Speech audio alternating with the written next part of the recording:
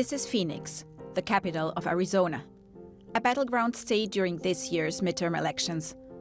It went to Biden by just 0.3% in 2020, a result many say came down to the Latino vote, a minority group who could decide who controls Congress. That is why both parties are focused on gaining their support. The Latino community is the fastest growing voters group in this state. 32% of the eligible voters in Arizona are Latinos. However, only 19% in this group are registered to vote. But Latinos are becoming more likely than ever to register and to vote. The Latino community is awakening, and they are aware of how important their vote has become and what this means for their community. Yo creo que es importante el voto latino. I think the Latino vote is important to claim our rights, because as long as we don't vote, we're going to be completely ignored in this country. And if the Latinos vote, they'll consider us and our needs. Ya nos toman en cuenta. I just became a U.S. citizen. I will vote now for the first time. The Latino community has to go out and vote. And if you have kids, prepare them to vote. It's very important because it's thanks to our job that this country functions. Usually, the men would go out and vote. The whole Latino movement was mostly by Latino men. But now I see a lot of women organizing and voting. Professor Francisco Pedraza teaches at the largest university in Arizona. He has been studying the Latino vote for over a decade. Although the Latino vote nationwide is not a single vote, he tells us that 2/3 of Latinos in this state are leaning Democrat. The current awakening of the Latino vote did not come as a surprise for him. The leadership that was developed here in the state of Arizona was developed in response to a lot of anti-Mexican American, anti-Chicano, racist kinds of policies. And the pushback that we see happening today is really an inheritance of that effort to say we will not be oppressed. The Latino community used to be led by men, farm workers, and working class people who battled in the past decades for their rights and to become citizens, he says. Now it's their kids and women who are taking the lead. It's fair to describe the Latino movement as being driven by multiple engines. We know, for instance, that Latinas are advancing a number of causes and accepting and taking on leadership roles at a disproportionate rate than their Latino counterparts. Women, for instance, hold more staff positions in a number of these nonprofit civic organizations that advocate on behalf of Latinos. Another engine that's really crucial is Latino youth, and that energy doesn't seem to be going away. Not far from university, a grassroots organization is all hands on deck. What we're going to do today, we're still going to be in LD 26. Today is the last day for voters to register. Mi Familia Vota is one of the organizations led by Latino youth in Arizona. Around 100 people work in the headquarters in Phoenix. Most of them are volunteers. Carolina Greer is the director of Arizona. She sees a growing potential in the vote of her community. Every year, there are 38,000 young people turning 18 who identify as Latinos in Arizona. And I think that's a huge opportunity for anybody wanting the Latino vote in Arizona. There is a lot at stake in these midterm elections, she says. This may not be a presidential election, or Trump may not be on the ballot this cycle, but there's about 10 to 15 Trump-endorsed candidates on this ballot.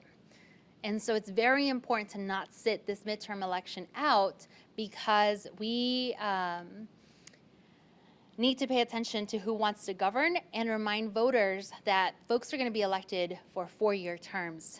And in those 4 years, we can take a lot of steps backwards in Arizona, and we simply cannot allow that to happen. After the daily briefing, the volunteers are on their way to knock on doors.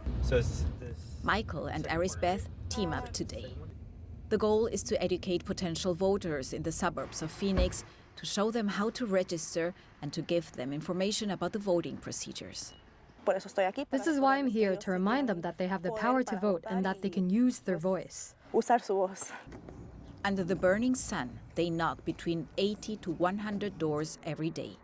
It's difficult to reach people. Many of them are skeptical.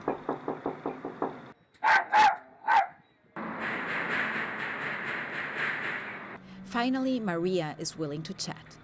Are you a resident? Yes. After living in this country for more than 30 years, this will be her first vote. After a long conversation, she agrees today to register for voting. The economy is her main concern.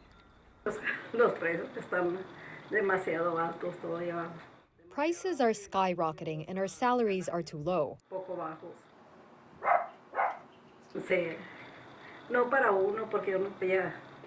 I'm especially worried about the youth. It's especially difficult for them.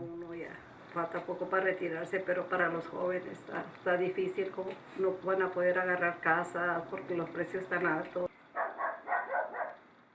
Arisbeth is glad that one more person will be voting. As a kid, she saw how the Latino community was discriminated against. She now fights to show her community that they are powerful with their vote. Being able to see that firsthand and seeing how, my community wasn't being treated the same as other communities really impacted me. And I've always been able to see that I'm not going to deal with this anymore. I'm going to vote for officials that truly put me and my community first. And that's where I'm at now. This impact is the engine that keeps the young Latinos in Arizona going, no matter how long the road. Just a block from the White House, the CEO of Mi Familia Vota, Héctor Sánchez Barba, studies carefully what his teams are doing in all 10 states where the organization works.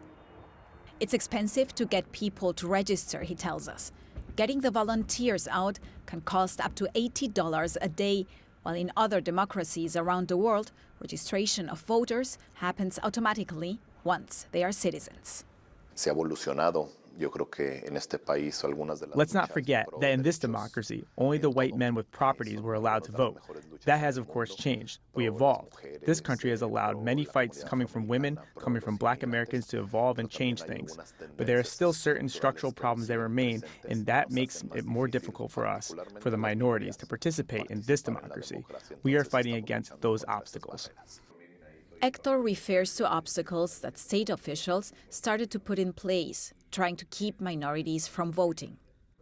Mi Familia Vota is financed only by individual donors. It's a nonpartisan organization, he emphasizes. We reach out to every politician in the nation. This is about holding all of them accountable.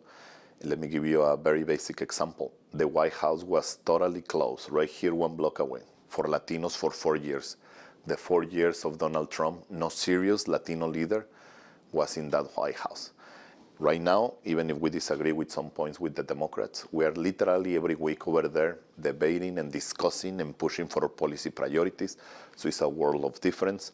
When we invite politicians to debates in the states, Republicans almost never accept to come and discuss our political issues.